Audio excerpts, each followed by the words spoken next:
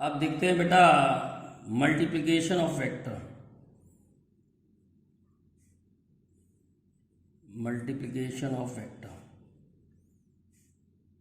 पर पहले एक बात समझेंगे। किसी स्केलर क्वांटिटी को स्केलर से मल्टीप्लाई करो तो रिजल्ट बेटा स्केलर ही आता है। जैसे स्पीड इनटू टाइम, डिस्टेंस। जैसे करंट इनटू टाइम, चार्ज। तो ये स्केलर है, ये स्केलर है और ये भी स्केलर है। तो स्केलर को स्केलर से मल्टीप्लाई करने पे स्केलर आता है। स्केलर को अगर मैं वेक्टर से मल्टीप्लाई करूं तो वेक्टर आता है। जैसे मास इंटू एक्सेलरेशन, फोर्स,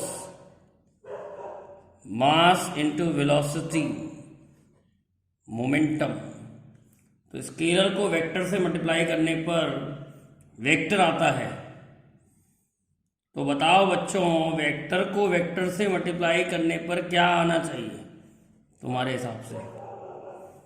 तो बेटा स्केलर भी आता है और वेक्टर भी आ सकता है, दोनों आ सकते हैं इस कंडीशन में। अगर वेक्टर को वेक्टर से मल्टीप्लाई करने पर स्केलर आ जाए तो हम स्केलर और डॉट प्रोडक्ट कहते हैं इसे, स्केलर और डॉट प्रोडक्ट। लेकिन वेक्टर को वेक्टर से मल्टीप्लाई करने पर वेक्टर आ जाए तो वेक्टर और क्रॉस प्रोडक्ट कहा जाता है। वेक्टर और क्रॉस प्रोडक्ट कहा जाता है। डॉट प्रोडक्ट इसलिए कहा जाता है क्योंकि इसे डॉट से रिप्रेजेंट करते हैं, और क्रॉस प्रोडक्ट इसलिए कहा जाता है क्योंकि इसे क्रॉस से रिप्रेजेंट करते हैं। ये अभी आगे बताऊंगा, मैं आपको एग्जाम्पल से समझाऊंगा तब समझ में आएगा।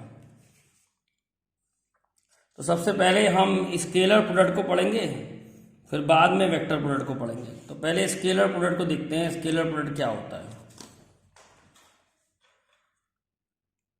जैसे वेक्टर को वेक्टर से मल्टीप्लाई करने पर स्केलर आ जाए क्वांटिटी, तो उसे हम स्केलर और डॉट प्रोडक्ट कहते हैं। एग्जाम्पल देखने से समझ में आएगा। जैसे फोर्स और डिस्प्लेसमेंट मिलके वर्क देता है। तो फोर्स वेक्टर है, डिस्प्लेसमेंट वेक्टर है, लेकिन वर्क स्केलर है, इसीलिए डॉट से रिप्रेजेंट किया है, डॉट प्रोडक्ट कहते हैं इसे हम। दो वेक्टर मल्टीप्लाई करके रिजल्ट स्केलर आ रहा है। जैसे force into velocity, force vector है, वेलोसिटी वेक्टर है, लेकिन रिजल्ट पावर आता है। तो पावर क्या है? स्केलर। तो अगर दो वेक्टर मल्टीप्लाई करके रिजल्ट स्केलर आ जाए तो स्केलर और डॉट प्रोडक्ट कहते हैं। अब इसे सॉल्व कैसे करते हैं? तो मान लो ये वेक्टर ए है और ये वेक्टर बी है, इनके बीच का एंगल थीटा है। तो ए डॉट बी जो होता है बेटा, वो होता है ए बी कॉस थीटा। याद करना पड़ेगा आपको, A dot B A B cos theta होता है। और बी डॉट ए निकालें तो वो होता है बी ए कॉस थीटा। तो देखें तो दोनों सिमिलर हैं। ए डॉट बी और बी डॉट ए में कोई फर्क नहीं होता है, इसलिए हम कहते हैं इट ओबे कम्यूटेटिव लॉ, या scalar product is commutative. Scalar product is commutative. Scalar product बेटा कॉम्यूटेटिव होता है, चाहे ए डॉट बी करो चाहे बी डॉट ए करो, रिजल्ट सेम आएगा। एग्जाम्पल समझते हैं।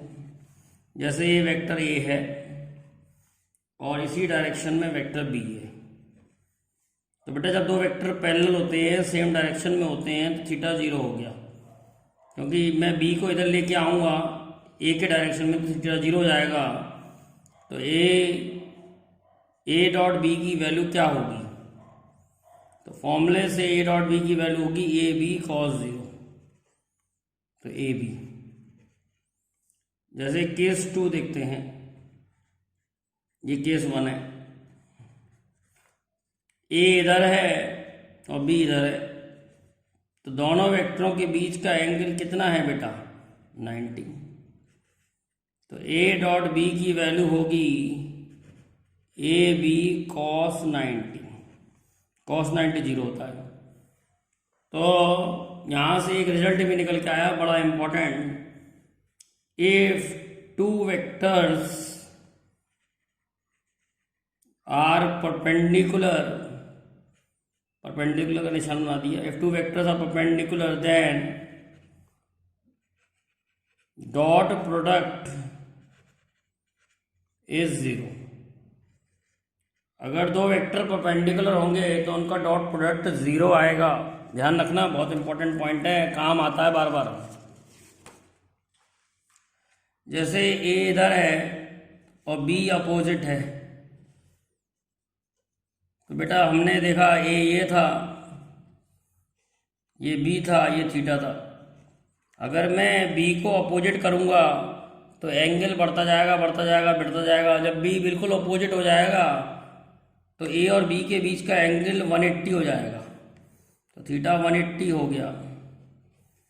तो ए डॉट बी की वैल्यू हमारे हिसाब से हो जाएगी ए बी कॉस 180। कॉस 180 -1 होता है, तो माइनस ए बी हो गई। तो हमने देखा डॉट प्रोडक्ट नेगेटिव भी आ सकता है।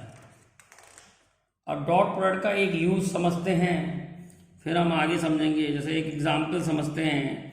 हमें मालूम है कि वर्क जो होता है वो एफ डॉट एस होता है, और एफ डॉट एस को सॉल्व करने का तरीका एफ एस कॉस थीटा होता है। एफ फोर्स है, एस डिस्प्लेसमेंट है, और थीटा उन दोनों के बीच का एंगल है। तो एग्जाम्पल समझते हैं। जैसे कोई फोर्स हमने लगाई 50 न्यूटन की, और ये एंगल तुमको 30 डिग्री दे रखा है। डिस्प्लेसमेंट हुआ बॉडी का 2 मीटर। तो बेटा वर्क डन क्या होगा? तो वर्क डन होगा एफ एस कॉस थीटा। तो एफ 50 रखेंगे 50, एस 2 रखेंगे, और कॉस थीटा एंगल फोर्स और डिस्प्लेसमेंट के बीच का है। तो ध्यान रखें, ये कंफ्यूज करने के लिए दे रखा 30। थीटा एंगल ये वाला लेना पड़ेगा, और ये होगा 90 - 30 यानी कि 60। तो वर्क डन हो जाएगा 50 × 2 cos 60। cos 60 हाफ होता है, तो 50 आ गया। तो 50 जूल भी लिख सकते हैं, क्योंकि फोर्स न्यूटन में थी, डिस्टेंस मीटर में था। तो वर्क डन जो है वो बेटा जूल में आएगा। और देखते हैं, हमने पढ़ा है बेटा A dot B A B cos theta होता है, ये पढ़ा है हमने। तो बेटा हम आई डॉट आई निकालते हैं। आई जो होता है वो यूनिट वेक्टर होता है, पहले भी बता चुका हूँ। आई यूनिट वेक्टर होता है, और यूनिट वेक्टर का मैग्नीट्यूड 1 होता है। तो ए डॉट बी में ए और बी क्या है? ए का मैग्नीट्यूड है, बी का मैग्नीट्यूड है। तो आई डॉट आई में आई का मैग्नीट्यूड 1, और दोनों सेम डायरेक्शन में। ये आई है तो ये भी आई होगा, तो दोनों सेम डायरेक्शन में होंगे, तो एंगल 0 होगा, तो यानी कि 1 आ गया। Similarly J dot J 1 × 1 cos 0 होगा, वो भी 1 आएगा। और सिमिलरली के डॉट के भी बेटा 1 ही आएगा। लेकिन आई डॉट जे क्या आएगा? I dot J different vector. I और जे आपको पता हो, ये आई होता है, ये जे होता है, ये के होता है, तो ये सब आपस में परपेंडिकुलर होते हैं। तो आई डॉट जे के लिए आई का मैग्नीट्यूड 1, जे का मैग्नीट्यूड 1, और दोनों के बीच का एंगल 90। तो cos 90 की वैल्यू 0 होती है, तो आई डॉट जे 0 आएगा। सिमिलरली जे डॉट के भी 0 आएगा। और आई डॉट के भी 0 आएगा, क्योंकि इनके बीच का एंगल बेटा 90 है। तो आई डॉट जे 0 आता है, जे डॉट के 0 आता है, आई डॉट के 0 आता है। ये आपको याद करना है। समझ में आ गया है तो बहुत अच्छी बात है। अब देखते हैं scalar product in component form. कैसे स्केलर प्रोडक्ट निकालते हैं अगर वेक्टर कंपोनेंट में दिखे। तो scalar product in component form, scalar product in component form. मान लो वेक्टर ए जो दे रखा है वो दे रखा है ए एक्स आई, ए वाई जे और ए जेड के। मान लो ये कंपोनेंट में दे रखा है वेक्टर। और बी वेक्टर जो दे रखा है वो दे रखा है बी एक्स आई, बी वाई जे और बी जेड के। आप इनका डॉट प्रोडक्ट निकालना चाहते हैं, यानी आप चाहते हैं ए डॉट बी। तो सबको मल्टीप्लाई करना पड़ेगा। जब मैं आई को आई के संग डॉट करूंगा तो 1 आएगा, यानी ए एक्स इंटू बी एक्स हो जाएगा और आई डॉट आई 1 हो जाएगा। तो ए एक्स बी एक्स। लेकिन मैं जब आई के संग जे का डॉट करूंगा तो 0 आएगा, आई का संग के का डॉट करूंगा तो भी 0 आएगा, यानी ये टर्म 0 आएगा, ये टर्म 0 आएगा। तो कोई रिजल्ट नहीं निकला।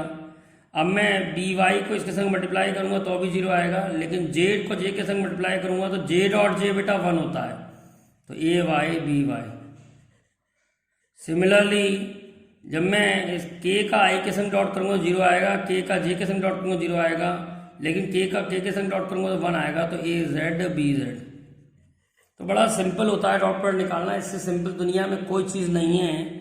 आई को आई वाले से मल्टीप्लाई कर दो, ए एक्स बी एक्स। जे को जे वाले से मल्टीप्लाई कर दो, ए वाई बी वाई। और के को के वाले से मल्टीप्लाई कर दो, ए जेड बी जेड। एक एग्जाम्पल देता हूँ और अच्छा समझ में आ जाएगा। जैसे ए दे रखा है 2i प्लस जे प्लस के, और बी दे रखा है i प्लस 2j माइनस के। अब आपको डॉट करना है, ए डॉट बी करना है। तो मैंने बताया इससे दुनिया में सिंपल कोई चीज़ नहीं है। आई को आई से मल्टीप्लाई करो 2, जे को जे से मल्टीप्लाई करो 2, मतलब इसके कंपोनेंट को इसके कंपोनेंट से मल्टीप्लाई करो। तो 1 इंटू 2 2। अब ये 1 है, ये -1 है, तो 1 इंटू -1 -1। तो ये बेटा सॉल्व करके 3 आ गया। एक और एग्जाम्पल देखते हैं, जैसे ए दे रखा है i प्लस 2k, और बेटा बी दे रखा है j प्लस k। तो हमें ए डॉट बी करना है। तो आई को आई के संग मल्टीप्लाई करते हैं, इसमें नहीं है। चाहो तो आप ऐसे लिख सकते हो i plus 0j plus 2k, और इसको आप लिख सकते हो 0i plus j plus k, ऐसे लिख सकते हो। अब ए डॉट बी करना है तो हम i को i के संग मल्टीप्लाई करते हैं तो 0, j को j के संग मल्टीप्लाई करते हैं ये भी 0, और 2 और 1 से 2, तो 2 इंटू 1 2 हो गया। तो ये कितना आ जाएगा बेटा? 2 आ जाएगा। तो बहुत सिंपल होता है डॉट प्रोडक्ट निकालना। ध्यान रखें कभी भी डॉट प्रोडक्ट करते समय आई जे के ना लगाएं, क्योंकि रिजल्ट जो है वो स्केलर आता है, वेक्टर नहीं आता है। अगर वेक्टर आता तो आई जे के होता, लेकिन वेक्टर आता ही नहीं है तो रिजल्ट स्केलर आता तो सिंपल 2। आई को आई के संग डॉट करेंगे तो आई नहीं लिखेंगे, जे के संग जे डॉट करेंगे तो जे नहीं लिखेंगे। ध्यान रखना इस बात को, ये बड़ा मिस्टेक कर देते हैं बच्चे।